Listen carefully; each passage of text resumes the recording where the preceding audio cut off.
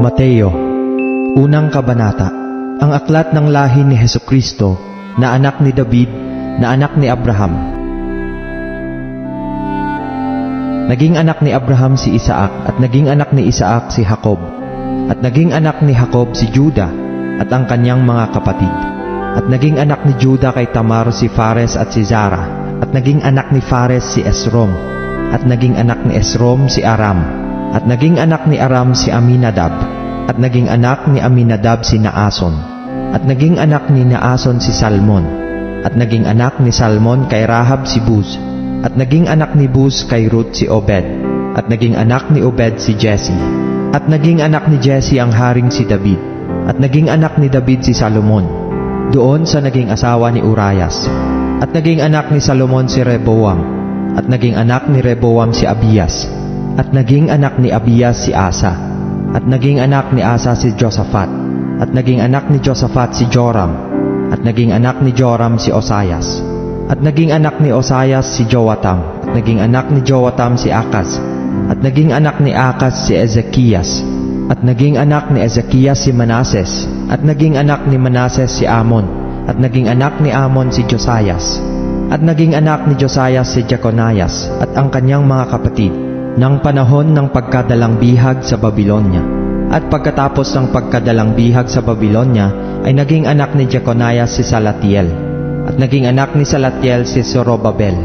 At naging anak ni Zorobabel si Abiud. At naging anak ni Abiud si Eliakim. At naging anak ni Eliakim si Azor. At naging anak ni Azor si Sadok. At naging anak ni Sadok si Akim. At naging anak ni Akim si Eliud. At naging anak ni Eliud si Eleazar. At naging anak ni Eleazar si Matan. At naging anak ni Matan si Jacob. At naging anak ni Jacob si Jose, asawa ni Maria, na siyang nanganak kay Jesus, na siyang tinatawag na Kristo. Sa makatuwid, ang lahat ng mga salit-saling lahi buhat kay Abraham hanggang kay David ay 14 na salit-saling lahi. At buhat kay David hanggang sa pagdalang bihag sa Babilonya ay 14 na salit-saling lahi. At buhat sa pagkadalang bihag sa Babilonya hanggang kay Kristo ay 14 na salit-saling lahi. Ang pagkapanganak nga kay Hesukristo ay ganito. Nang si Maria na kanyang ina ay mag-aasawa kay Jose, bago sila magsama ay nasumpungang siya'y nagdadalang tao sa pamamagitan ng Espiritu Santo. At si Jose na kanyang asawa, palibhasa'y lalaking matuwid, at ayaw na ihayag sa madla ang kanyang kapurihan, ay nagpasyang hiwalayan siya ng lihim. Datapwat samantalang pinag-iisip niya ito, narito, ang isang anghel ng Panginoon ay napakita sa kanya sa panaginip, na nagsasabi, Jose, anak ni David, huwag kang mangamba sa pagtanggap kay Maria na iyong asawa, sapagkat ang kanyang dinadalang tao ay sa Espiritu Santo.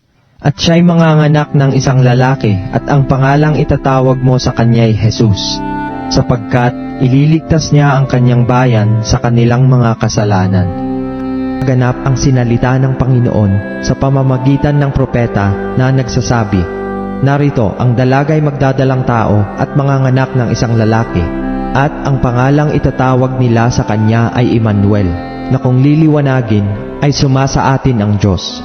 At nagbangon si Jose sa kanyang pagkakatulog at ginawa niya ang ayon sa ipinag-utos sa kanya ng anghel ng Panginoon at tinanggap ang kanyang asawa.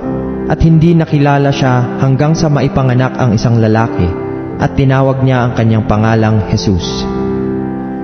Ikalawang kabanata. Nang ipanganak nga si Jesus sa Bethlehem ng Judea sa mga kaarawan ng haring si Herodes, narito ang mga pantas na lalaki ay nagsidating sa Jerusalem mula sa silanganan na nagsisipagsabi, saan naroon ang pinanganak na hari ng mga Hudyo? Sapagkat aming nakita ang kanyang bituin sa silanganan at naparito kami upang siya'y sambahin. Nang marinig ito ng haring si Herodes ay nagulumihanan siya at pati ng buong Jerusalem. At pagkatipon sa lahat ng mga pangulong saserdote at mga iskriba ng bayan, ay siniyasat niya sa kanila kung saan kaya ipanganganak ang Kristo. At sinabi nila sa kanya, sa Bethlehem ng Judea, sapagkat ganito ang pagkasulat ng propeta. At ikaw, Bethlehem, na lupa ng Juda, sa anumang paraan ay hindi ikaw ang pinakamaliit sa mga pangulong bayan ng Juda, sapagkat mula sa iyo'y lalabas ang isang gobernador, na siyang magiging pastor ng aking bayang Israel. Nang magkagayoy, tinawag ni Herodes ng lihim ang mga pantas na lalaki at kanyang siniyasat ng buong ingat sa kanila ang panahong isinilang ng bituin. At pinaayon niya sila sa Bethlehem at sinabi, "Kayo'y magsiparoon at ipagtanong ng buong ingat ang tungkol sa sanggol. At pagkasumpong ninyo sa kanya, ay ipagbigay alam ninyo sa akin upang ako na may makaparoon at siya'y aking sambahin." At sila pagkarinig sa hari ay nagsiyaon ng kanilang lakad. At narito ang bituing kanilang nakita sa silanganan ay nanguna sa kanila hanggang sa sumapit at tumigil sa tapat ng kinaroroonan ng sanggol. At nang makita nila ang bituin, ay nangagalak sila ng di kawasang galak. At nagsipasok sila sa bahay, at nakakita nila ang sanggol na kasama ng kanyang inang si Maria. At nangagpatira pa sila at nangagsisamba sa kanya. At pagkabukas nila ng kanilang mga kayamanan, ay inihandog nila sa kanya ang mga alay, na ginto at kamangyan at mira. At palibhas ay pinagsabihan sila ng Diyos sa panaginip na huwag silang mangagbalik kay Herodes, ay nangagsiuwi sila sa kanilang sariling lupain sa ibang daan. Nang mga kaalis nga sila, narito ang isang anghel ng Panginoon ay napakita kay Jose sa panaginip, na nagsasabi, "Magbangon ka at dalhin mo ang sanggol at ang kanyang ina, at tumakas ka hanggang sa Ehipto, at dumuon ka hanggang sa sabihin ko sa iyo, sapagkat hahanapin ni Herodes ang sanggol upang siya'y puksain."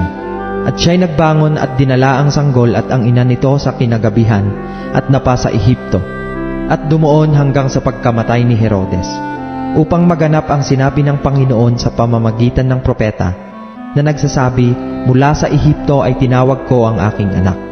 Nang magkagayon, nang mapansin ni Herodes na siya'y pinaglaruan ng mga pantas na lalaki, ay nagalit na mainam, at nagutos at ipinapatay ang lahat ng mga sanggol na lalaki na nanga sa Bethlehem, at sa buong palibot-libot noon, mula sa gulang na 2 taon hanggang sa pababa, alinsunod sa panahon ng kanyang maingat na pagkasiyasat sa mga pantas na lalaki. Nang magkagayoy, naganap ang sinalita sa pamamagitan ng propeta Jeremias, na nagsasabi, "Isang tinig ay narinig sa Rama, pananangis at kalagim-lagim na iyak. Tinatangisan ni Raquel ang kanyang mga anak, at ayaw na siyang maaliw, sapagkat sila'y wala na."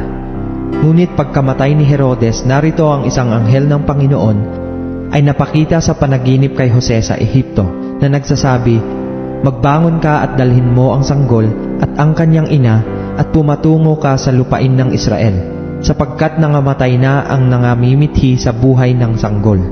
At nagbangon siya at dinala ang sanggol at ang kanyang ina, at pumatungo sa lupa ng Israel. Datapwat nang mabalitaan niya na si Arkelao ang naghahari sa Judea, na kahalili ng kanyang amang si Herodes, ay natakot siyang pumatungo roon. At palibhas ay pinagsabihan ng Diyos sa panaginip, ay napatungo siya sa mga sakop ng Galilea. At siya'y dumating at tumahan sa isang bayang tinatawag na Nazaret, upang maganap ang mga sinalita ng mga propeta na siya'y tatawaging Nazareno.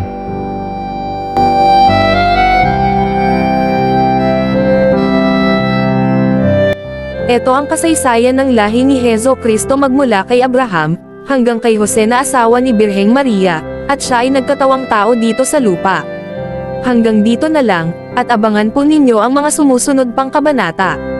Nahangol dito sa Biblia, na siyang ating gabay sa pamumuhay, upang tayo ay mamuhay na matuwid, at kaaya-aya sa paningin ng ating Panginoon.